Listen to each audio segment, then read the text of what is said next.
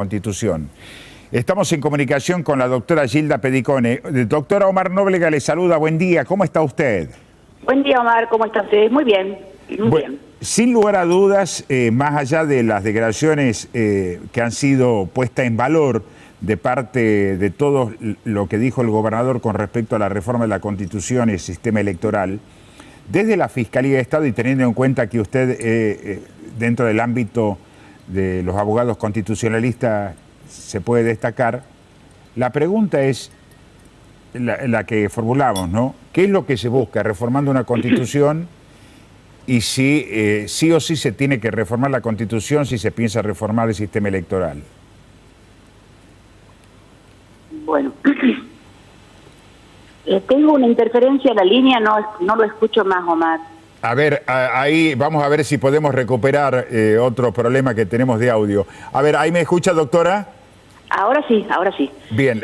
Bueno, contestando su pregunta, que es una pregunta, diríamos, filosófica, bien de fondo, es, en realidad, ¿para qué reformar? Ameritaría una primera pregunta. ¿Qué es una Constitución, no? Y si nos ponemos de acuerdo en lo que es la Constitución como definición, probablemente encontremos respuestas a las preguntas que usted me hace. La Constitución es un pacto de convivencia entre el pueblo y el gobierno y entre las personas particularmente, porque tiene un capítulo vinculado al poder y un capítulo vinculado a los derechos. Y ese pacto de convivencia ha sido pensado en su momento, la nacional y la provincial, con posibles modificaciones. Los constituyentes siempre supieron que no podían quedar atados a un texto inmutable, que el tiempo iba a justificar seguramente algún ajuste, y eso es lo que está previsto a nivel nacional y a nivel provincial. Entonces, cuando decimos para qué reformar, decimos ajustamos nuestro texto constitucional, nuestro pacto de convivencia, a una realidad que se ha modificado, que ha incorporado nuevos valores, que ha incorporado nuevas instituciones, nuevas formas de participación ciudadana, y todo eso necesita ser incluido en un nuevo texto. Entonces, a la pregunta si hace falta reformar, yo diría que probablemente en Tucumán, porque esta Constitución de 2006 ha tenido muchos achaques, muchos cuestionamientos, muchos fallos adversos, que han sido suplidos y sustituidos por leyes. Con lo cual hoy, como yo puse en mi libro, cuando escribí mi libro sobre el análisis de las constituciones, dije, si alguien cree, leyendo la Constitución vigente de Tucumán, que todo lo que está escrito es lo que rige, se equivoca, porque habría que leer la Constitución y tener a la par 5 o 6 fallos que le han cambiado a la Constitución su contenido, y un lector desprevenido podría pensar que lo que está leyendo en el texto básico o original no ha tenido modificaciones, y de hecho las ha tenido y muchas. Entonces, la primera razón por la cual la Constitución ameritaría una adecuación sería para suplir esos baches que quedaron de cláusulas constitucionales que fueron declaradas nulas o inconstitucionales, suplidas por ley cuando la técnica aconseja que una Constitución... ¿Hola? Sí, la estoy escuchando atentamente, doctora. ¿Me está escuchando? Atentamente, sí, atentamente estamos bien. escuchando. Decía que prolijar la Constitución significa reemplazar cláusulas constitucionales objetadas por nuevas cláusulas constitucionales válidas conforme a los criterios y a los estándares constitucionales y convencionales. No se olvide que no solamente es la Constitución lo que importa, la provincial y nacional, sino también tenemos los tratados internacionales de derechos humanos que han impactado sobre la legislación. Tucumán en eso no está atrasada, está muy en sintonía con esos tratados, pero hay algunos aspectos que ameritarían un ayornamiento, adecuación o completarse con estas nuevas normas. No sé si eso contesta su pregunta, Omar. Clarita, doctora, el título sería, viene a solucionar varios problemas que ha mostrado la Constitución, porque esto se justifica a través de los reveses judiciales. Eso solo ya ¿no? justificaría hacer una reforma, digo, si queremos emprolijar. Probablemente nos quedemos cortos, puede haber otras alternativas y otras variantes y otros modos de legislar en la Constitución en las que podríamos también incursionar. Lo que importa, Omar, y este es un tema que yo al gobernador lo he visto muy convencido, es este diálogo necesario. Ninguna Constitución puede ser una imposición.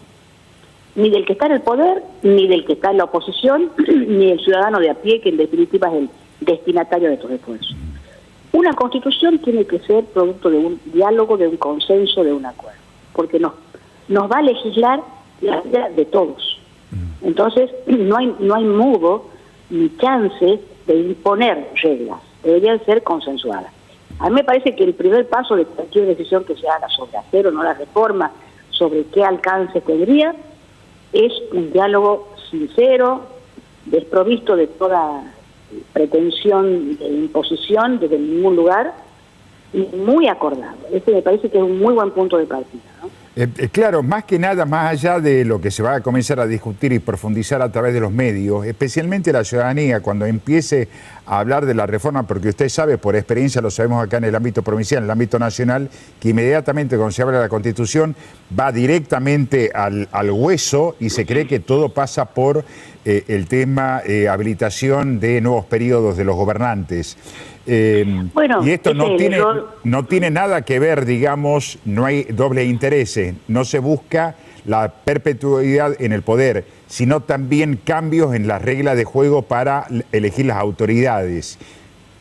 Sí, los derechos políticos son una parte importante de las constituciones, pero no lo único, ni exclusivamente lo que debería modificarse.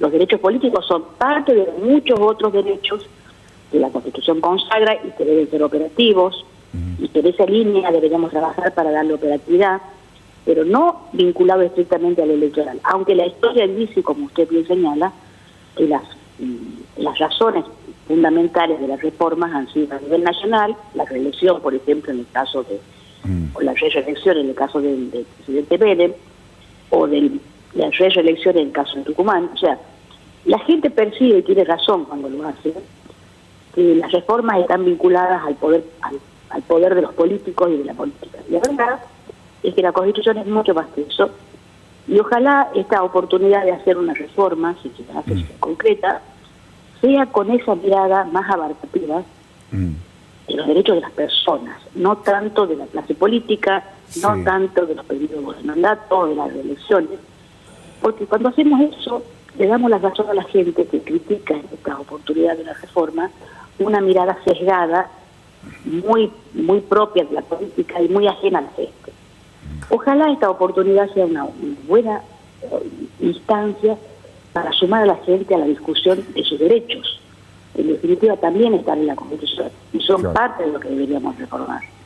Además, la celeridad con que nos estamos enfrentando a los cambios que estamos teniendo del 2006 a la fecha, en el 2006 no se hablaban de temas que hoy se están hablando, de seguridad jurídica, de inversiones, de la inteligencia artificial, de la modernización de la educación, de los derechos, de las obligaciones. Hay muchas cuestiones que hoy no están dentro de lo que es la Constitución. Por eso, cuando iniciaba la charla, doctora, más allá de lo que se puede opinar en los ámbitos políticos partidarios, primero y principal explicar a la gente qué es la Constitución, qué valor tiene para cada uno de nosotros la Constitución, los derechos, las obligaciones y en qué nos puede cambiar la vida. Y usted decía recién, utilizó la palabra vínculo entre la dirigencia y el pueblo. ¿El sistema electoral es vinculante con la Constitución o no? Porque ahí se da la discusión de, como se dice habitualmente, la biblioteca dividida. Sí. Bueno, mire, usted ha hecho una referencia temporal muy interesante. Las constituciones nunca han sido impedimentos ni razones para atrasos, porque cuando se dictó la Constitución Argentina, la Nacional, la de 1953, no existía el avión, no existía Internet, no existían muchísimas de las cosas que hoy son parte de nuestra vida. Y del 2006 hasta fecha también habrá habido algunas incorporaciones importantes, pero la Constitución no está pensada para dar vida a la modernidad.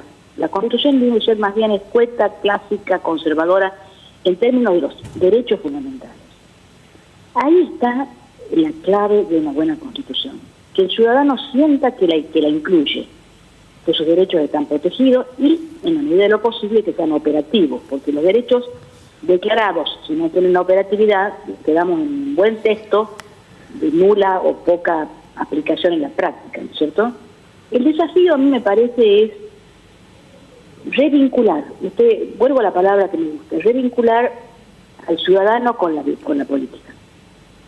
No hacerlo sentir que es una cosa ajena a sus vidas, sino que una buena constitución le va a dar mejores garantías, mejores derechos y le va a dar mejor protección. Si la gente tomara conciencia de esos valores, de esa vinculación, se involucraría de una manera distinta a esta discusión sobre qué poner, qué sacar, cómo legislar.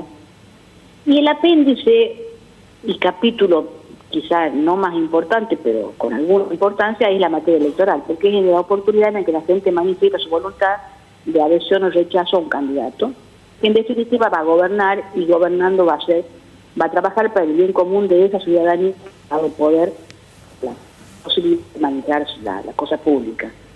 Pero vuelvo a esto, ¿no? A mí me parece que en esto los medios, Omar, tienen una importancia enorme a la hora de plantear esas discusiones.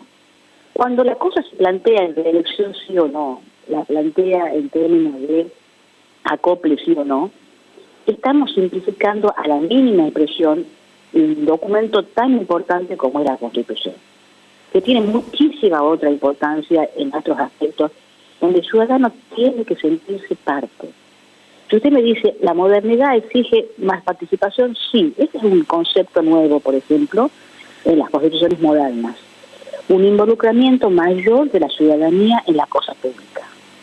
Que cuando termine de votar y se elija un candidato, la gente siga pudiendo seguir de cerca y controlar lo que hace funcionar. Por ejemplo, siga pudiendo estar informado para decidir su siguiente voto, manteniendo o cambiando su decisión. Siga pudiendo sentir que el Estado es un ámbito de protección de sus derechos y al cual puede recurrir, y que los mandantes son el pueblo, los mandatarios, que son personas a las que les entregamos el manejo de la cosa pública, tengan ese sentido de responsabilidad de la tarea que les toca. Ellos son, si se quiere, empleados, miren, le digo la palabra más simple, empleados del Estado, de la gente, del pueblo. Si esa mirada lográramos establecer ese vínculo entre mandatario y mandante, esta sería una muy buena oportunidad de cambiar la Constitución. Ahora, si vamos a quedarnos en la chiquita de discutir sobre cuánto duran los mandatos y si son o no elegibles, y vamos a terminar cayendo en las mismas malas prácticas de hacer de esto un Boca River, que en realidad es una cosa muy chiquita vinculado a un enorme tema, que es la cláusula de convivencia de los tucumanos de aquí en más. Y esa es la importancia de la reforma. Doctora, ¿cómo le va? Ángel Suárez le saluda, buen día. Desde la época del 2015 que usted viene planteando las situaciones de la reforma de la Constitución a través de su libro, como usted dice, para mí no es nuevo que pueda hablar de este tema porque ya lo viene, corríjame si estoy equivocado, hablando hace mucho tiempo con el gobernador, incluso cuando era vicegobernador, de este tema, pero están por dos lados. Reforma de la Constitución, y se tiene que dar sí o sí la reforma electoral en la provincia de Tucumán. Usted fue convocado 2 veces a nivel nacional para ver la reforma electoral que le simplifique la vida, por lo menos en las elecciones, a los ciudadanos en el país. ¿Tucumán necesita una reforma electoral? A ver, vuelvo un poco a la primera respuesta. Si lo que queremos es cambiar el sistema electoral en relación a la representatividad, y hoy tenemos 3 secciones, quizá no sea el modelo ideal. Había que cambiar por una representación territorial departamental, por ejemplo. Ahí hace falta reformar la Constitución. Si lo que vamos a tocar es el número de representantes por sección, volviendo a las 3 secciones que hay, por cambio de la cantidad de personas que cada una de ellas vive, podríamos volver a tener que tocar la Constitución. Ahora, si vamos a querer legislar los acoples, que son una potestad, pero no una imposición de la Constitución, lo que tenemos que hacer es reglamentar el régimen de los acoples, para exigir mayores condiciones para participar en el acto electoral a los partidos o, digamos, espacios dentro de los partidos que quieran participar.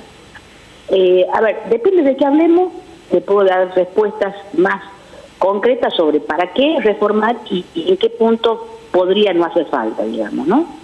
Es variada la situación y es distinta según el tema del que hablemos.